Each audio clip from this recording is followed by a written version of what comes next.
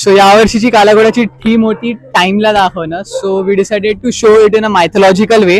जसं तुम्ही इकडे बघू शकतात, इकडे आम्ही सत्ययुग दाखवले इन विच देव अँड असुराज used to live in two different लोकास लाईक देवलोक अँड असुर लोक. त्याच्यानंतर आलं त्रेतायुग, ज्याच्यामध्ये देव आणि असुर एकाच जगात राहत होते, जसं श्रीराम आणि रावण. त्याच्यानंतर आलं द्वापर युग, ज्याच्यामध्ये देव आणि असुर एकाच परिवारामध्ये राहत होते, जसं कौरव आणि पांडव. आणि आज कलियुग चालू आहे.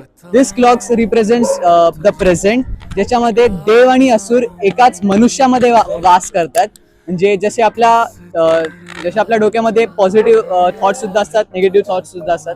आणि याच मायथॉलॉजिकल क्रोनॉलॉजिकल नुसार पुढे जाऊन येईन प्रलय. सो हे 5 क्लॉक्स होते जे ऍक्च्युअल मायथॉलॉजिकल वे मध्ये लिहिले गेलेत.